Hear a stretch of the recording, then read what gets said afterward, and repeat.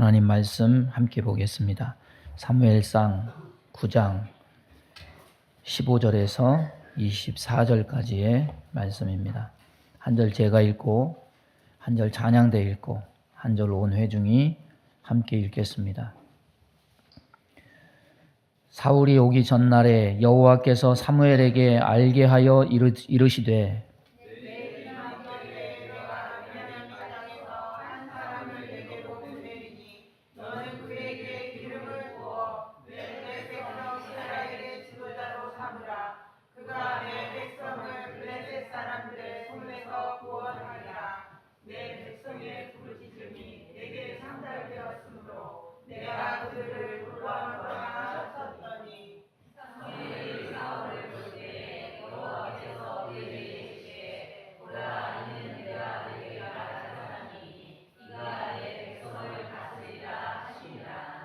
사울이 성문 안 사무엘에게 나아가 이르되 선견자의 집이 어디인지 청하건대 내게 가르치소서 하니 사무엘이 사울에게 대답하여 이르되 내가 선견자이니라.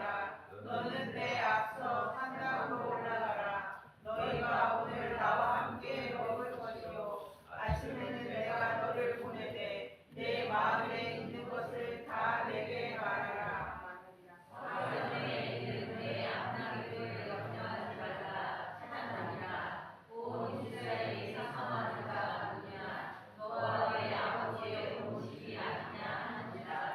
사울이 대답하여 이르되 나는 이스라엘 지파의 가장 작은 지파 베냐민 사람이 아니니이까 또 나의 가족은 베냐민 지파 모든 가족 중에 가장 미약하지 아니하나이까 당신이 어찌하여 내게 이같이 말씀하시니이까 하니 사무엘이 사울과 그의 사환을 인도하여 객실로 들어가서 청한 중 상석에 앉게 하였는데 죄금이 30년가량 하였더라.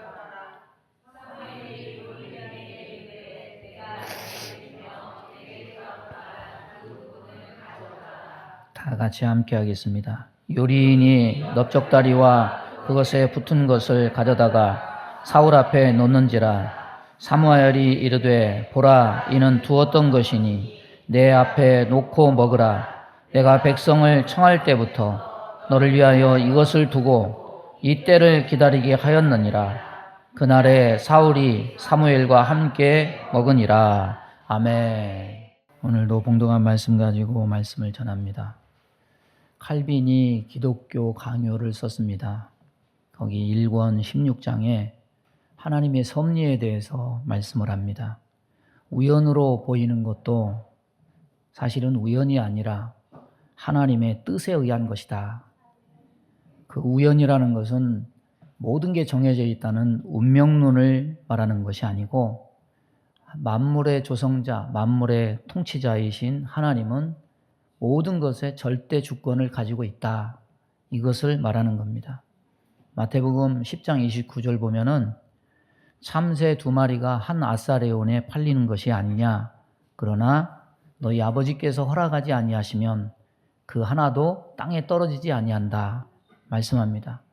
그래서 칼빈은 하나님의 결정 없이는 세상에 어떤 일도 일어나지 않는다. 이것을 말하는 겁니다. 구약의 이스라엘 백성들이 사람을 모아서 민의를 결정할 때 여호와의 총회로 모였습니다. 뭔가 결정할 때 그 결정 방법이 뭐였냐면은 제비뽑기였습니다. 인간의 생각에 제비뽑기는 그거 맹목적인 거 아니냐, 운명과 우연에 맡기는 거 아니냐 이렇게 생각하겠지만은 이스라엘 사람들은 그 결과를 하나님이 당신의 작정된 뜻을 보여주는 일하심이다, 결정이다 이렇게 봤습니다. 그래서 잠언 16장 33절 보면은 제비는 사람이 뽑으나 모든 일에 작정하기는 여호와께 있느니라. 하나님이 누구를 뽑아야 된다고 선거운동을 하시거나 억지로 강요해서 그를 지목하는 것이 아니고 분명히 사람들은 자기들의 의사와 결정으로 뽑았습니다. 그런데 그 결과가 하나님의 뜻이 반영된 것은 인간으로서는 알 수 없는 참으로 신비한 일이 아닐 수가 없습니다. 어떤 사람은 비천한 자리에 있고 어떤 사람은 높임을 받는 자리에 있고 사람들은 인간의 수고의 결과다 아니면은 운명의 탓이다 이렇게 생각하는 경향이 있습니다. 그런데 성경은 이런 생각 역시 바로 잡아줍니다. 시편 75편 6절 이하를 보면은 대저 높이는 일이 동에서나 서에서 말미암지 아니하며 남에서도 말미암지 아니하고 오직 재판장이신 하나님이 이를 낮추시고 저를 높이시느니라. 세상은 우연에 근거한 진화를 믿지만은 우리는 세상은 우연히 만들어진 것이 아니라 하나님의 계획과 작정에 의해서 만들어졌다는 창조론을 믿습니다.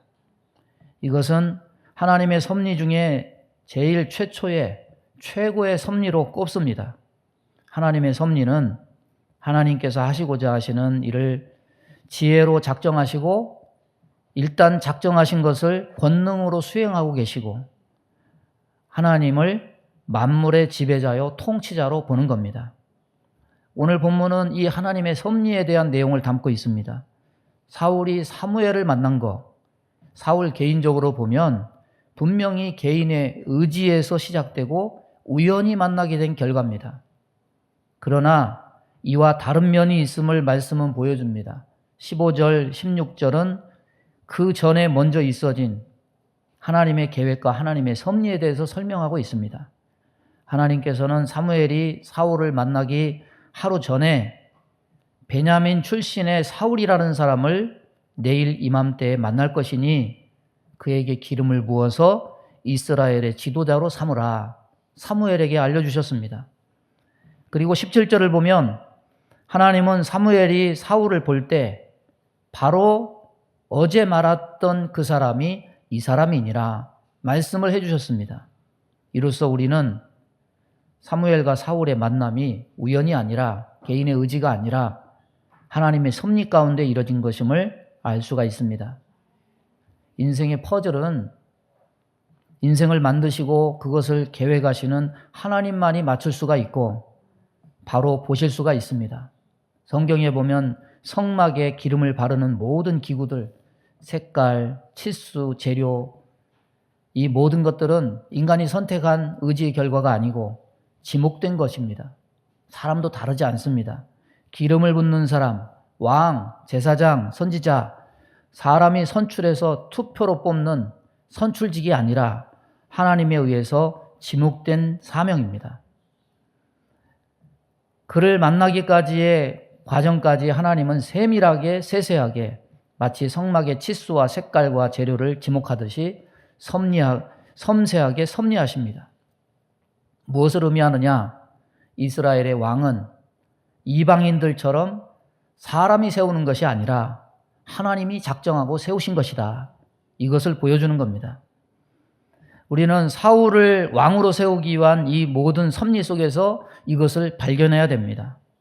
누군가와의 만남 속에서, 누군가와의 대화 속에서도 내가 알지 못했던 것들이 발견되어지고 길이 제시되어진다면 그것은 우리 삶을 인도하시는 하나님의 작은 섭리임을 인식하고 깨달아야 됩니다. 로마서 8장 28절 보면은 우리가 알거니와 하나님을 사랑하는 자, 곧 그의 뜻대로 부르심을 입은 자들에게는 모든 것이 합력하여 선을 이루느니라. 아브라함이 본토 친척 아버지 집을 떠날 때 하나님의 큰 그림 퍼즐 맞추기가 보이지 않아서 성경은 뭐라고 말씀하느냐? 갈 바를 알지 못해서 갔다 말씀합니다. 우리의 삶도 그렇습니다. 그러나 모든 갈 길을 지나고 벗어나서 뒤돌아보면 하나님이 인도하시고 하나님이 섭리하셨다는 사실을 깨닫게 될 날이 있습니다. 하나님은 만물도 사람도 인생도 만들어 놓고 뒷짐지고서 어떻게 되나 보자 구경하시는 분이 아니십니다. 하나님은 우리 삶에도 오늘도 일하십니다. 섭리하십니다. 우리 삶 안에 하나님의 섭리의 손길이 포함되어 있습니다. 이것을 발견하고 비뚤어진 생각과 인생길을 바로 잡고 하나님 뜻 안에서 굳건히 믿음 안에 거하는 저와 여러분 되기를 바랍니다. 오늘 첫 번째로 우리가 발견해야 될 것은 무엇이냐면 사울을 만난 사무엘의 반응입니다. 오늘 20절 말씀에 곧 이스라엘에 사모하는 자가 누구냐? 너와 내 아버지의 온 집이 아니냐? 여러분 이 말을 주목하십시오. 사무엘은 사사시대의 마지막 사사입니다. 사울은 왕정시대의 첫 왕입니다. 그렇다면 왕이 생기기 전에 왕과 같은 역할을 하던 사람은 사무엘입니다. 그는 하나님과 이스라엘 백성이 보기에 성실하고 신실한 삶을 살았습니다. 그런 그의 입장에서 볼 때 사울의 등장은 곧 자기의 모든 자리와 기득권을 뺏어가는 것을 의미합니다. 아주 극단적으로 말해서 정적이라고도 볼 수 있는 겁니다. 여러분, 세상 어느 누구도 정적의 등장을 기뻐하지 않습니다. 김정은을 보십시오. 자기 혈육 형 김정남을 VX라는 청산가리보다 2만 배 독성이 넘는 독약으로 암살을 했습니다. 이후에 타락한 사울을 봐도 그렇습니다. 다윗이 전혀 왕권에 대한 욕심을 보이지 않음에도 불구하고 자기 목숨을 바쳐서 충성하는데도 불구하고 백성들의 지지를 받고 제왕의 싹이 보이니까 있는 힘을 다해서 죽이려 합니다. 신약의 헤롯은 어떻습니까? 새로운 왕의 등장을 막기 위해서 2살 이하의 죄 없는 아기들을 몰살하는 만행을 저지르고 그것뿐만 아니라 권력에 눈이 멀어서 자기 아내, 자식, 장모까지 다 죽입니다. 권력의 맛을 들면 권력을 잃지 않기 위해서 수단 방법을 가리지 않는 세상을 봅니다. 그런데 사무엘은 이런 일반적인 경향과는 매우 다른 태도를 보입니다. 하나님이 사무엘에게 하신 말씀은 사무엘 입장에서는 낮추는 섭리임이 분명합니다. 그러나 섭섭해하지 않습니다. 이를 일부러 지연시키지 않습니다. 불만을 터뜨리지 않습니다. 사무엘은 낮추는 섭리에 대해서도 온전히 순종합니다. 물론 하나님 종으로서 당연한 처사라고 우리는 생각할 겁니다. 그러나 이게 말은 쉽지만 실제로는 쉽지가 않습니다. 막상 자기의 자리 기득권을 내놓는 그런 때가 있을 때 그것처럼 허탈하고 섭섭한 일이 없기 때문입니다. 그래서 권력을 쥐고 나면 알면서도 못 내놓는 겁니다. 역사적으로 자기 권력 지키기 위해서 갖은 방법을 다 동원했던 수많은 독재자들이 있었습니다. 그러나 그들은 그렇게 욕을 먹고 비난을 사면서도 자기 권력을 포기하지 않고 굳게 지키려고 애를 썼던 겁니다. 하나님의 퍼즐 맞춤 속에 내 기득권이 사라지는 것이라면 여러분은 어떻게 하시겠습니까? 사무엘은 마치 욥처럼 주시니도 여호와시오 취하시니도 여호와시오니 여호와는 찬송을 받으실지어다. 이런 자세로 자기가 가진 모든 기득권과 자리를 사울에게 이양하는 일을 주저하지 않고 있습니다. 세례 요한의 경우를 보십시오.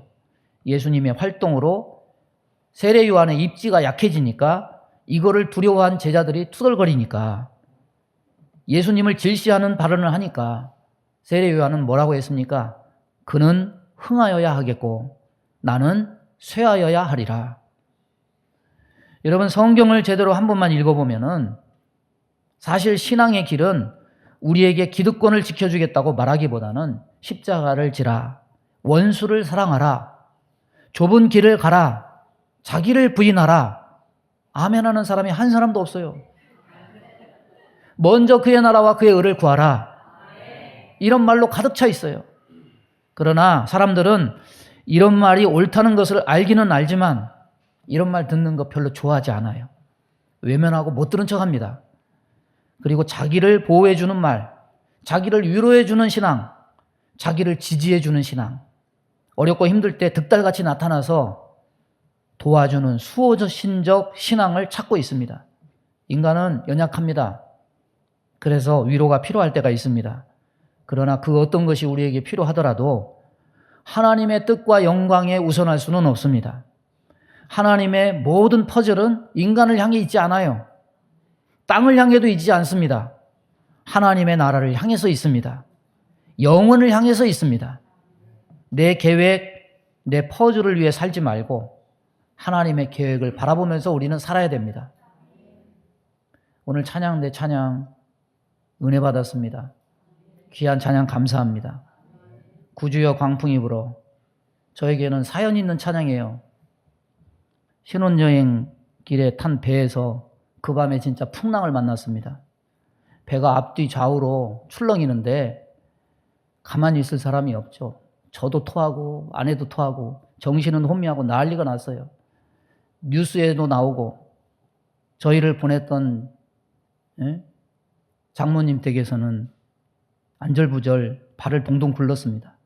그때 저도 죽겠는데 그래도 남편 노릇 한다고 아내 배를 쓰다듬어 가면서 불렀던 찬송이 이 찬양입니다. 다행히 그 풍랑은 하룻밤 지나자 잔잔해지고 평안이 왔어요. 그 이후 정신없이 살았습니다. 벌써 30년을 살았네요. 이번에 아내의 삶에 또 다른 풍랑이 왔어요. 그때처럼 토해요. 열도 나고. 그 정도 증상이야 약 먹던지 주사 잠깐 맞으면 낫는 속병인 줄 알았어요. 근데 아니라고 해요. 딸꾹질은 다행히 멈췄는데 열나고 토하는 게 지금 일주일 이상 지속이 되고 있습니다. 담당사 말로는 뇌혈관이나 신경계통의 문제라고 계속해서 검사하고 추적 중에 있습니다.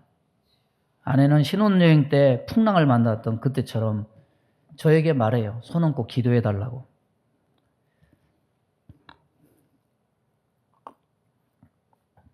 매일매일 들락날락거리면서 기도해주고 있습니다. 이번에 온 풍랑이 벌써 일주일을 경과하고 있어요.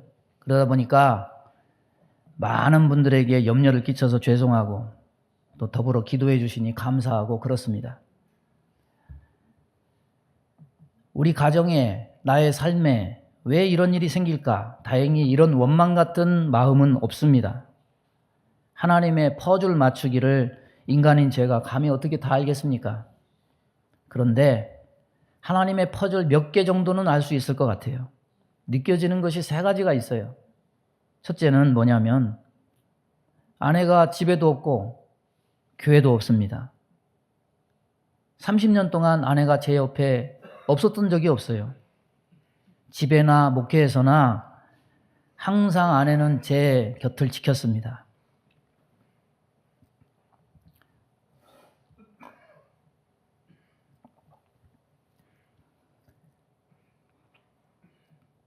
빈자리를 보면서 깨달아요. 30년 동안 아내가 내 옆을 지킨 게 당연한 게 아니었구나. 지난 세월 함께하게 하신 하나님 은혜가 크구나, 컸구나. 늦은 감사를 했어요. 둘째는 아내가 입원한 병동은 공교롭게 제가 젊었을 때 119 타고 응급으로 가서 입원해 있던 그 병동이에요. 휠체어를 끌고 그 병동을 지나다니면서 아내를 케어하다 보니까 옛 생각이 다 떠올라요. 작년에 제가 수술했잖아요. 그 수술한 게 그때 일의 마지막 결과고 마무리였던 것 같아요. 지금이야 의술이 좋아서 담낭 떼어내는 거야 뭐 수술도 아니라고 할 만큼 가볍게 치부되지만 어떤 생각이 드냐면 만약에 내가 옛날에 태어났다면 아마도 수술 못하고 배 아파서 담낭이 터져서 죽지 않았을까 생각되니까 나는 하나님 은혜로 살고 있구나. 덤으로 살고 있구나. 이 생각이 돼서 감사가 나왔습니다. 3번째는 제가 목사지만 하나님 앞에 죄인일 뿐이고 더 낮아지고 깎아지고 겸손해야 될 부분이 많다는 거죠.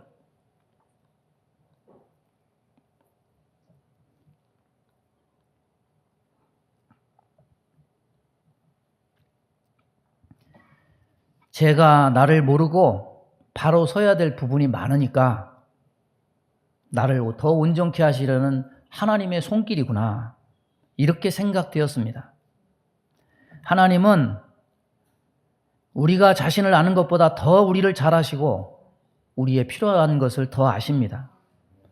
하나님의 섭리는 큰 세상 만사 우주만 주관하시는 것이 아니고 우리 가정, 우리 삶에도 손길이 미치고 있음을 믿습니다. 그 하나님의 섭리가 때로 안개와 같아서 보이지 않고 이해되지 못할 때가 있지만 나를 높일 때만 나의 하나님이 아니라 나를 낮출 때도 괴로울 때도 하나님이 나의 하나님이시면 변함이 없고 또 내 길을 인도하실 것을 우리는 믿어야 됩니다. 사무엘은 그런 차원에서 하나님의 뜻에 순종했습니다. 저도 이 시간들을 그렇게 감내하려고 해요. 두 번째는 사울의 반응입니다. 18절에 보니까 선견자의 집이 어디인지 청하건대 내게 가르치소서. 선견자의 집이 어디냐고 묻는 이 사울의 모습은 성도가 높이시는 하나님의 섭리 앞에 어떤 반응을 보여야 되느냐, 이걸 잘 보여줍니다. 지금 당사자를 눈앞에 두고 선견자 집이 어디냐고 묻고 있습니다. 자기 앞에 있는 자가 누군지, 자신이 걸어가야 될 길이 뭔지 전혀 모른 채 길을 묻고 있습니다. 19절 20절 보면 사무엘은 사울이 알아듣기 어려운 암시적인 말을 합니다. 상황의 진행을 전혀 모르는 사울로서는 머리에서는 물음표가 아마 수없이 펼쳐졌을 겁니다. 이게 도대체 뭘까? 이런 상황입니다. 그런데 함부로 말하지 않습니다. 무슨 뜻인지 알려달라고 다그치지도 않습니다. 21절을 보면 극도로 겸손한 모습을 발견할 수 있습니다. 그리고 이런 모습이 일관되게 유지가 됩니다. 사울은 사무엘이 이끄는 대로 겸손하게 이끌려갑니다. 잔치에 수석에 앉히고 가장 귀한 몫을 내어놓지만 지나치게 겸손해서 거부하지도 않고 그렇다고 갑자기 교만해지지도 않습니다. 본문에 구체적인 언급은 없지만 그의 몸가짐이 바르고 경건하고 겸손하다는 것을 알 수 있습니다. 이것은 신앙생활을 하는 우리 모든 성도들의 몸가짐과 태도가 이와 같아야 된다는 것을 보여줍니다. 우리는 모든 것을 알고 신앙생활하는 것이 아닙니다. 어느 누구도 다 아는 상태에서 신앙생활을 하는 사람이 한 사람도 없습니다. 우리는 하나님처럼 알 수 없습니다.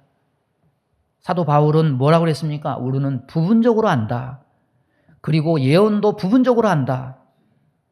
예언하는 당사자조차도 모든 것을 다 알고 예언하는 것은 아니라는 거죠.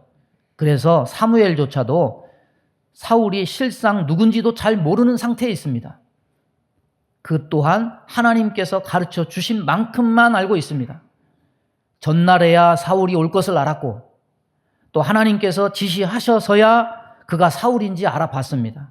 그리고 그가 이스라엘의 초대 왕이 될 것까지만 알지 그의 장래 모든 것을 사무엘은 다 알지 못했습니다.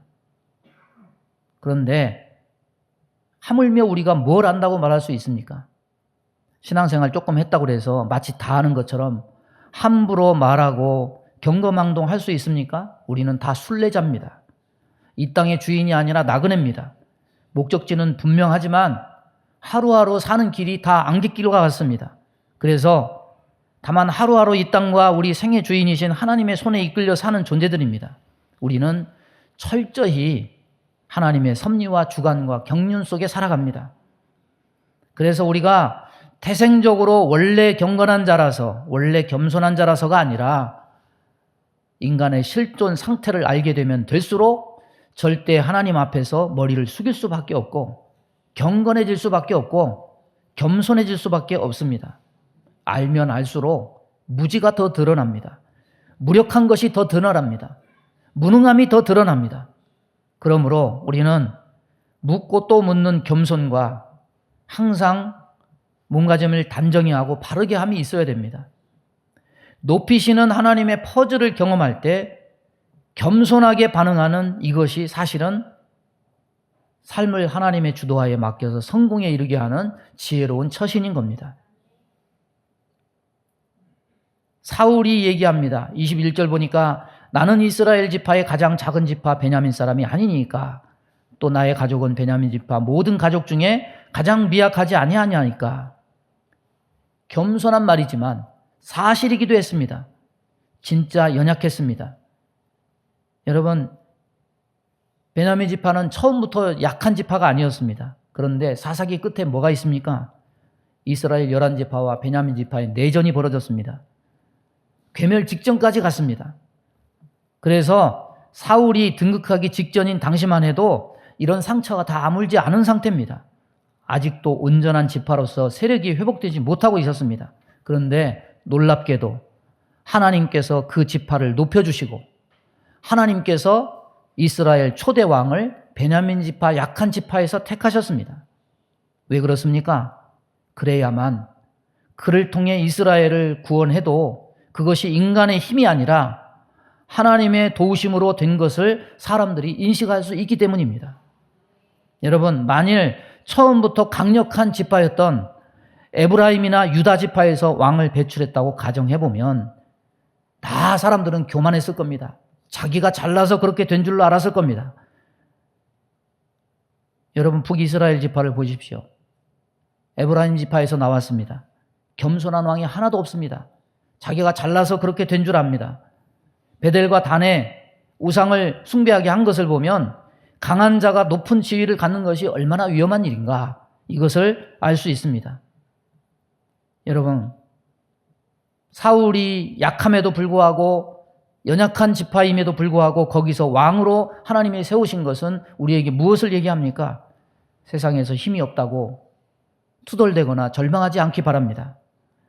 백그라운드가 없기 때문에 소망이 없다고 말하지 않기를 바랍니다. 내 약함으로 하나님을 원망하거나 강한 자들을 부러워하지 않기 바랍니다. 하나님은 강하고 교만한 자를 쓰시지 않습니다. 약하고 겸손한 자를 들어서 더욱더 강하게 사용하시는 분이 하나님이십니다.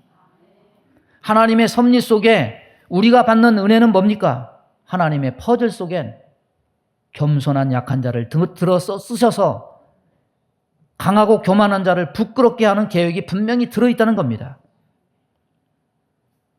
요즘 젊은이들 패배주의, 빵빵한 재력이 있는 집안, 실력이 없으면 성공할 수 없다는 그런 패배주의에 쩔어 있어요. 그러나 전에도 하나님은 약한 자를 들어서 사용하시는 하나님이시라면 오늘도 분명 하나님은 살아계셔서 약한 자를 들어 쓰신다는 겁니다.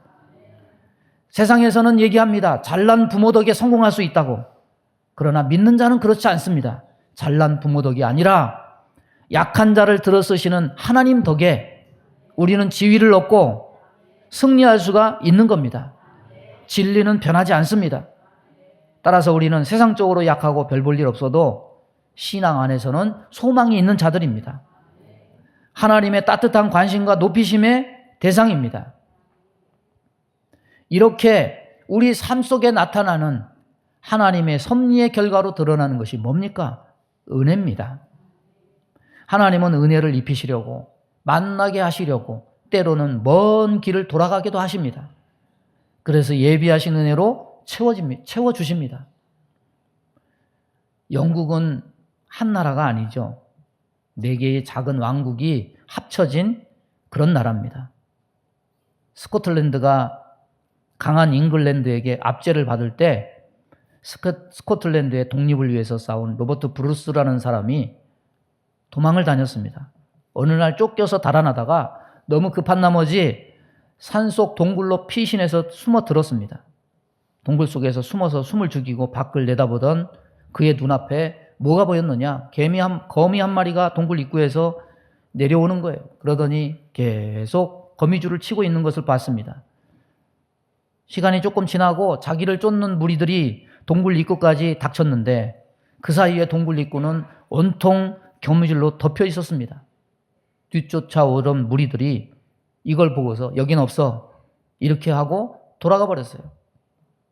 그때 무릎을 치면서 그가 감사했어요. 하나님, 이 작은 거미의 뱃속에 나를 위해서 피난처를 만들어 주셨음을 감사합니다. 거미를 통해서 나를 보호해 주셨음을 감사합니다. 이렇게 깨달을 수 있는 은혜가 주어진 것 감사한 일이에요. 절박한 순간에 무심코 나타나는 하나님의 섭리를 깨달아 알 수 있는 은혜, 진정으로 귀한 영적 은혜입니다. 그런데요, 여러분, 하나님의 섭리와 은혜는 드러나는 것에만 있지 않습니다. 두 아버지가 있었습니다. 한 분은 자기 어린 아들이 뛰어놀다가 다칠까봐 앞을 주시하고 미리미리 돌멩이를 다 치워놔요. 다른 한 분은 자기 아들이 뜰에서 뛰어놀다가 돌뿌리에 걸려서 다치니까 얼른 안아서 데리고 들어가서 약을 발라주고 붕대를 감아주고 치료를 해줬습니다. 여러분, 두 아버지 다 좋은 아버지지만 누가 더 지혜롭습니까? 사고를 예방한 아버지가 지혜로운 아버지죠. 그러나 어느 아들이 아버지의 사랑을 더 느낍니까? 눈에 보이는 일을 한 아버지를 겪은 후자의 아들일 겁니다. 돌뿌리에 걸려 넘어짐을 겪어보지 못한 전자의 아들은 아버지의 자상한 배려와 깊은 속을 모를 겁니다.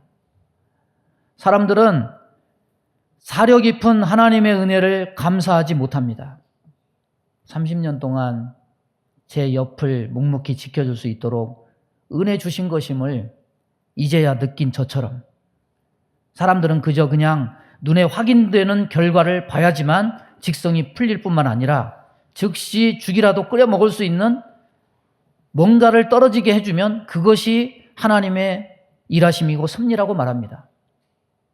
그러나 사실 눈에 보이는 섭리보다 눈에 보이지 않는 하나님의 깊은 배려, 하나님의 섭리가 더 많다는 사실을 우리는 알아야 됩니다. 나 모르게 내가 잠자는 동안 하나님은 우리의 돌뿌리를 다 치워주고 계십니다. 눈에 안 보인다고 하나님이 나를 위해서 일하지 않는다고 우리는 때로 불평하지 않습니까? 우리 삶의 많은 부분을 하나님은 말없이 침묵하시면서 우리의 모든 거침돌이 되는 것을 치워주고 계십니다. 은혜의 손길은 쌓여져 있습니다. 다만 무엇이 문제입니까? 그 은혜를 알지 못하는 우리가 문제인 겁니다. 그러니 이해할 수 없어도 보이지 않아도 하나님의 섭리적 손길에 감사하는 삶을 살기를 바랍니다. 말씀을 정리합니다. 하나님은 지금도 이 세상 만물을 다스리십니다. 큰 것은 큰 것대로, 작은 것은 작은 것대로. 여러분, 작다고 우습게 여기거나 하지 않습니다. 우주든 우리 삶에 보이지 않는 기관이든 하나님은 감찰하시고 섭리하시고 인도하십니다. 오늘 말씀에서 이 섭리 앞에서 우리가 해야 될 것들이 보입니다. 사무엘처럼 낮추는 섭리일지라도 원망 불평하지 말고 섭섭해하지 말고 순종해야 할 것입니다. 사울처럼 높이는 섭리 앞에 우쭐대지 말고 겸손해야 될 것입니다.